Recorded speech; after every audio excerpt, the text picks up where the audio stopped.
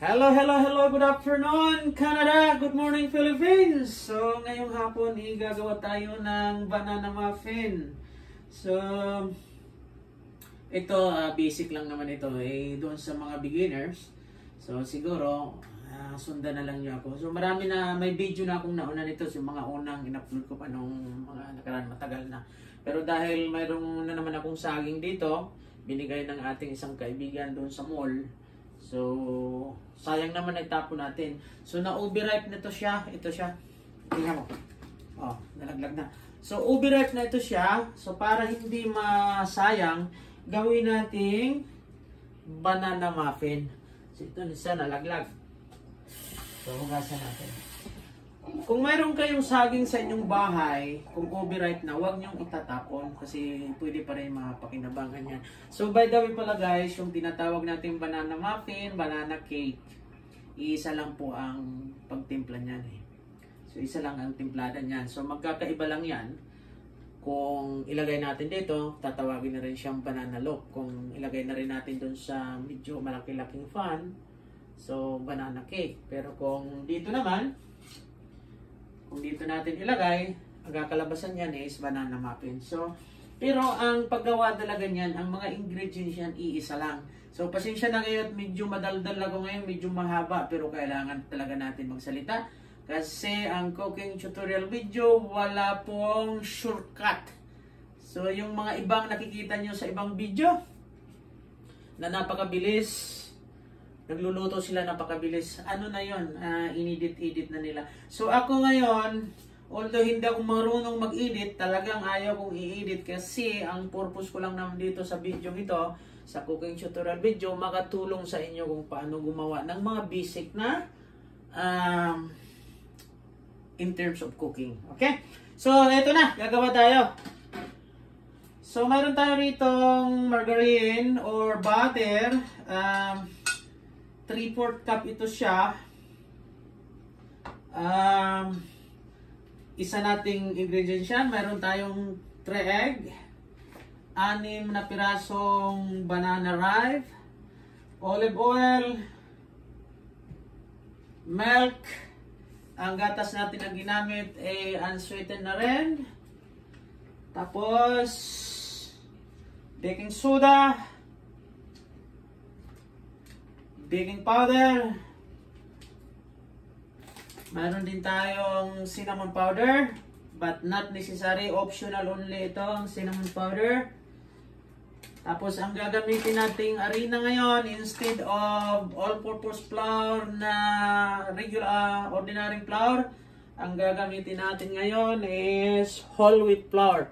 Why? Because my sugar is little bit high, so I use all the wheat flour. And also, hindi po tayo gagamit dito ng asukal. So, no sugar. Why? Because of course, my sugar in my body is little bit high. So, no need to use the regular sugar. So, ang gagamitin natin ngayon is artificial sweetener. Okay, sundan niyo ako. Mag-uumpisa na tayo. So, bago pala yan, bago tayo mag-umpisa, ako po ay humihingi ng isang subscribe, like, and share. Doon na rin sa mga hindi pa nakapag-subscribe sa akin. Pag dumaan ito sa video nyo, sa YouTube nyo, pakipindot ng subscribe, like, and share. At huwag na rin kalimutan, pindutin ng notification bell para updated po kayo sa mga video ko. At huwag na rin i-skip yung mga ads natin. Kasi ang ads, yan ang nakakatulong sa aming mga content creator. Let's go! So, unahin natin itong saging. By the way, hinugasan na natin yung kamay natin. Nagwas na tayo ng kamay. Saging. Huwag kayo magtaka. Banana is little bit dark. But, okay pa ito kasi galing lang ito sa refrigerator. Linagay ko sa ref kasi to avoid na masira siya.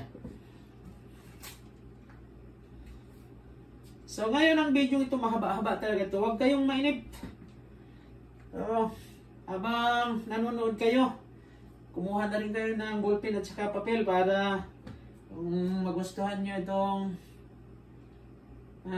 video na to, gayahin nyo to para just in case mayroon kayong saging sa inyong bahay.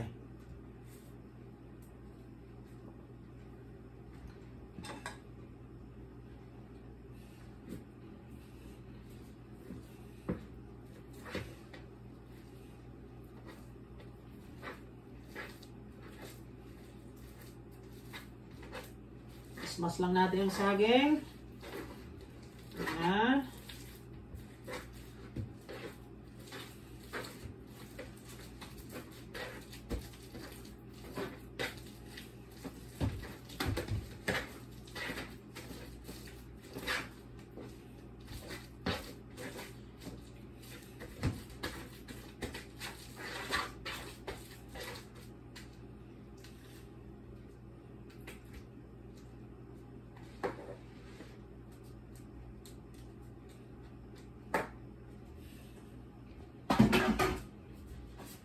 Three egg. Kung medyo galante kayo, gawin yung 4. Pwede rin.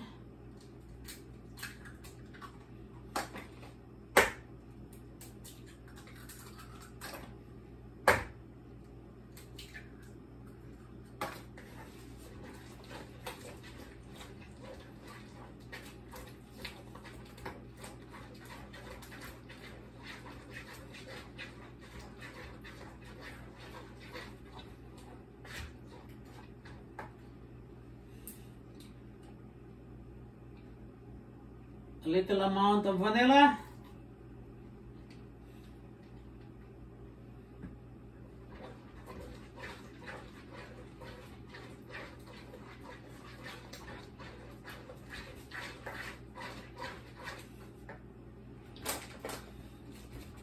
Sugar, but it's not really.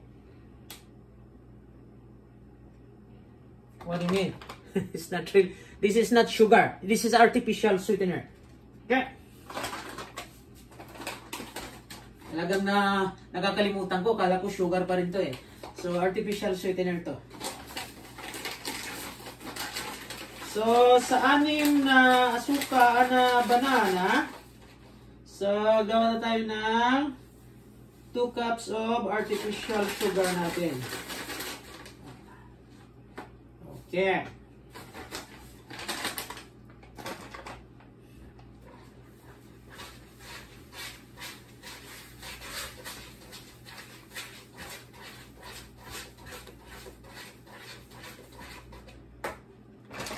Ito special talaga to for baking. So ginagamit talaga to sa mga cookies. Pero hindi to tunay na sugar. Sweetener lang ito siya.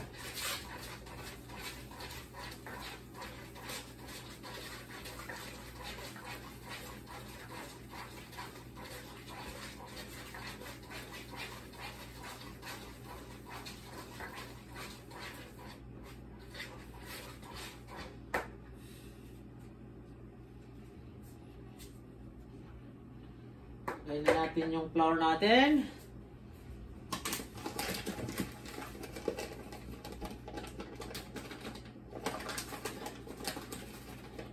See, look at that. Our flour looks like a brown flour, but it's not really brown.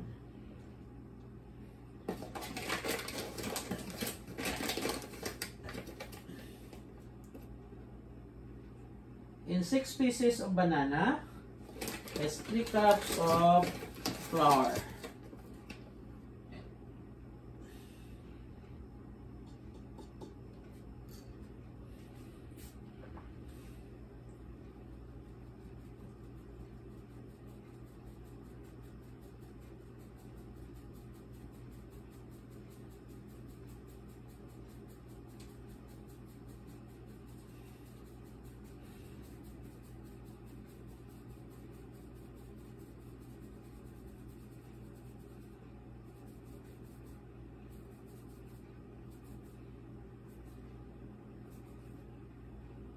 So, look at that.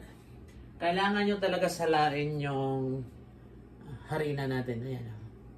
Kahit bagong bukas yan, meron pa rin hindi pa rin totally siya.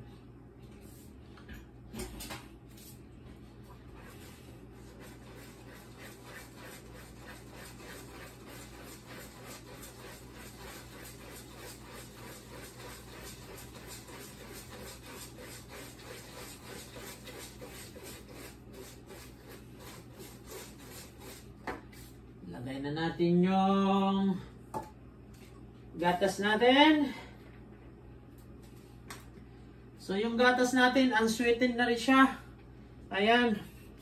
Unsweetened na rin siya para iwas talaga spike sa sugar sa katawan natin.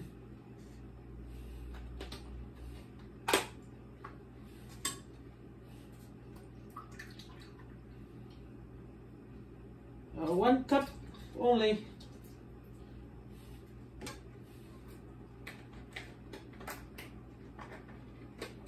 Titingnan natin kung anong resulta nitong wheat flour kasi first time kong gumamit na to ng wheat flour. Because usually, sa mga nakaraang ginagawa kong cake or muffin, ang ginagamit ko ay ordinary flour. Kahit noong may bake shop ako sa Pilipinas, yung ginagamit ko is ordinary flour.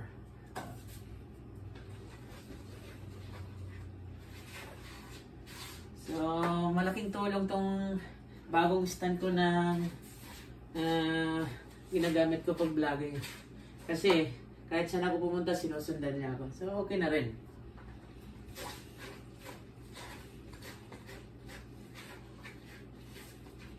So, bago magkalimutan, baking powder.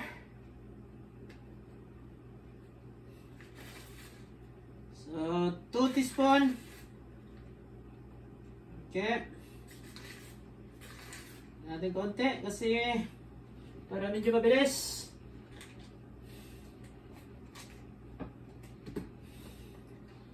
And then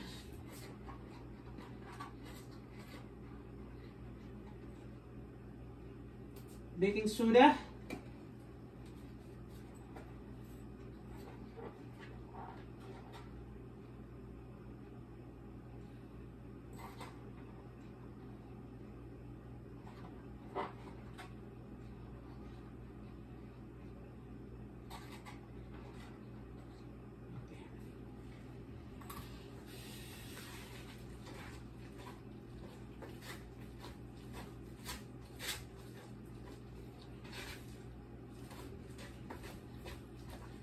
I think kailangan natin dagdagan kaunti ng baking powder para medyo mabilis talaga ang angat niya, pero huwag niyong masyadong sobrahan talaga kasi pag sobra sa baking powder mapait na siya.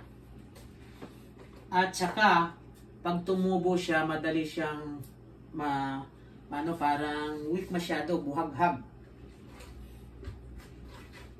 So katamtaman lang.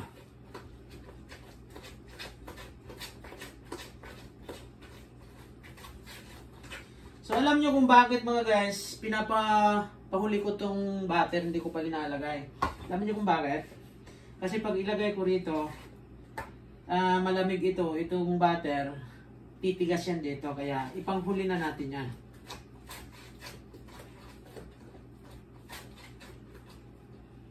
Halos magkasabay na yan ng harina natin, ng olive oil natin. So dito na yan.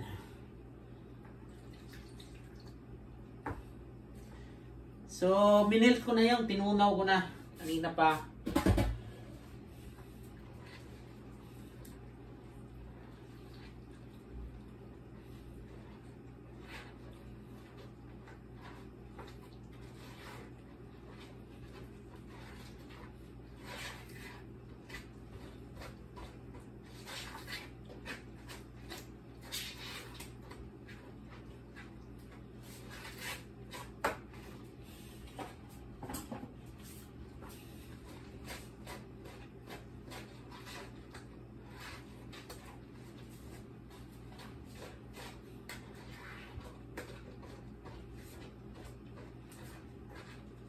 So, isang ingredients na lang na kulang. Ang oil na lang. So, bago natin ilagay ang last na oil, initin na natin yung oven natin. Bake. Check the oven. Kung baka may laman. Okay, wala.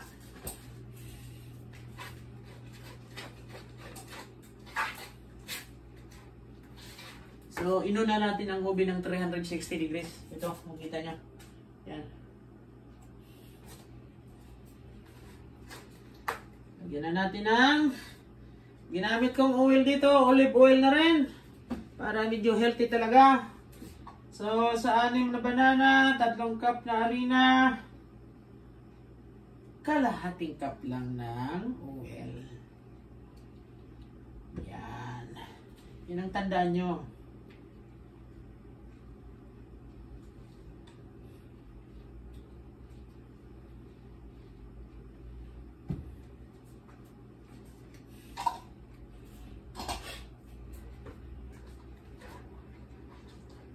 Hopefully, successful ito siya ngayon. Kasi una kong gumawa nito na whole wheat flour ang ginamit. Matagal-tagal lang rin video natin. Naka 16 minutes na tayo. Huwag kayong mainip. Sundan lang nyo ako. Mamaya, pag-umpisa na natin paglagay ko rito, kakat natin yung video na yan.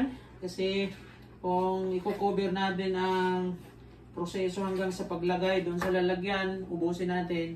So, mainip kayo, ang tagal. So, ipapakita ko lang sa iyo ito pagkatapos na na-mix ko.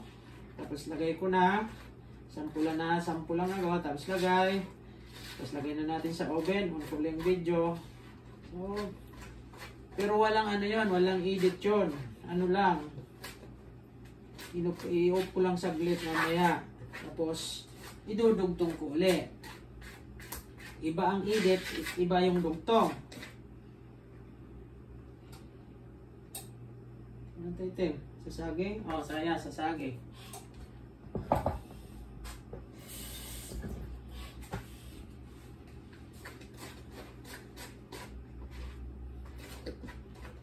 So, yun na.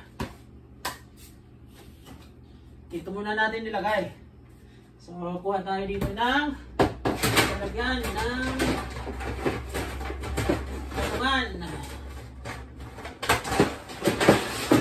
Ito.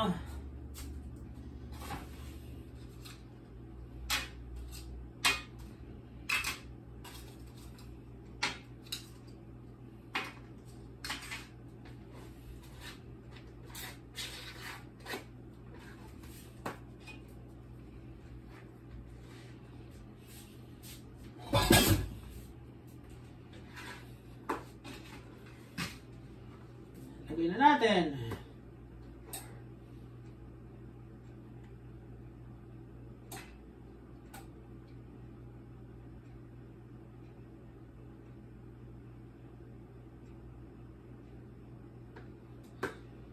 Parang hirapan.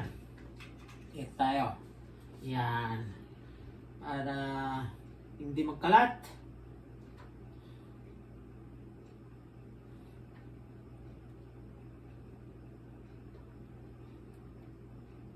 So, ganun lang ang paglagay nito. Hindi masyado puno. Yan, ganyan lang. Para pag umangat siya mamaya, hindi siya kumalat. So, lagay rin tayo dito sa isa. Ito, kailangan lagyan mo ng margarine, butter, o ano dyan, para hindi siya dumikit.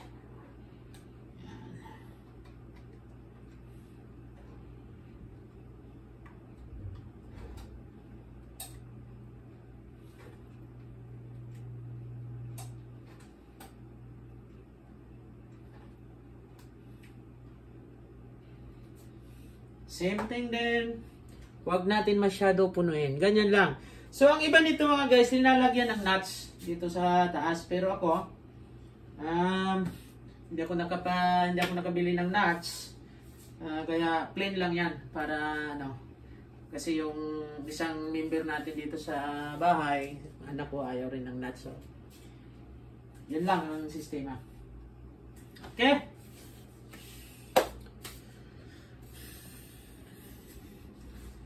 Alright! Ito na! Tapos na natin ilagay. Tapos ready na yung oven natin. Ito, may 3 tayo. So, paano nyo malaman kung mainit ng oven natin? Lagay natin dito sa taas konti. Tapos ibaba natin.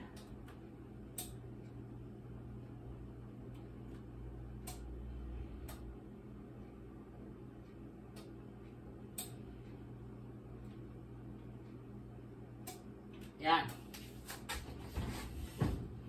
Woohoo!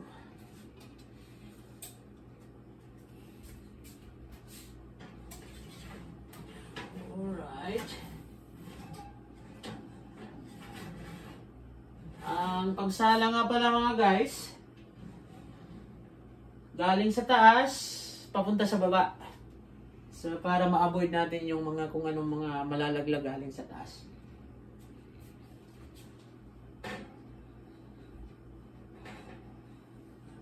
Okay. So, ganda. Okay.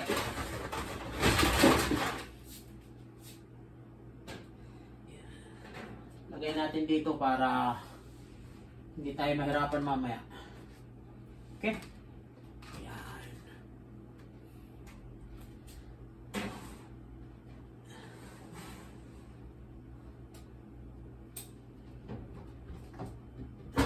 So, 360 degrees. Titingnan natin yung mamaya after 15 minutes, ito turn natin. Okay? So, ito na. Titingnan natin yung cake natin or banana muffin. So, may linuluto rin tayong isa doon. Wow!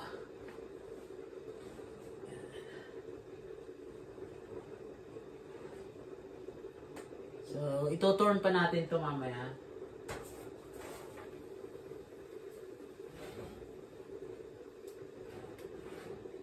Okay.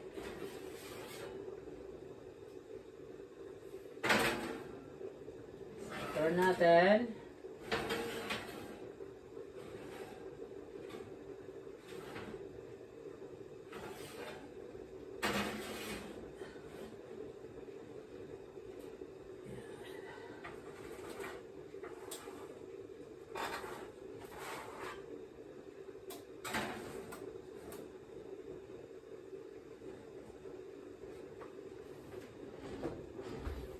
So, tingnan ulit natin maya-maya.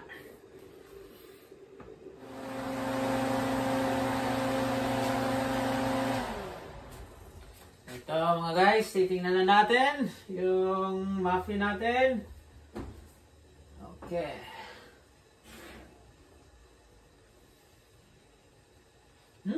Bang-bango!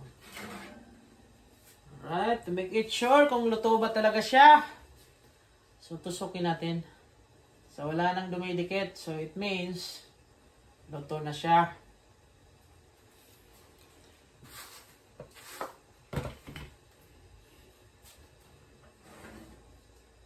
So, itong isa, di pa tayo sure kung luto na ito kasi medyo makapal.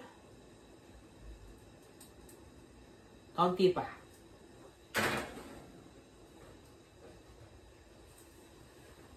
A little bit more.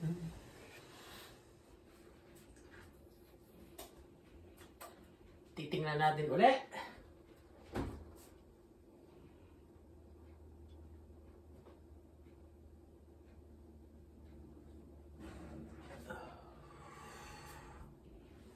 Ayan. So, okay na. So, maganda ang resulta. Tingnan nyo. Napakaganda ng resulta.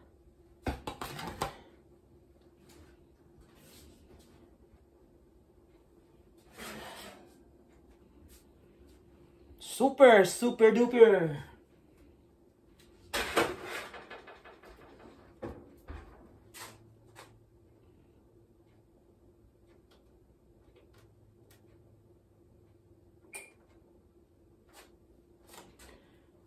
So, yun lang ang ating cooking tutorial video mga guys. By the way, salamat nga pala sa yung panonood. So, hopefully, nag-enjoy kayo sa cooking tutorial video natin ngayon. At sana, kahit ito ay simpleng cooking tutorial video, kung nagustuhan nyo, paki-like, subscribe naman ng aking YouTube channel. Saka, wag na rin kalimutan pindutin ang notification bell para updated po kayo sa mga video i-upload ko. So, at huwag na rin kalimutan na huwag skip yung mga ads kasi yan ang tulong nyo sa akin. Salamat! Bye-bye! Ingat-ingat po ang lahat! Ito na lalapangin na natin ito mamaya. Bye-bye!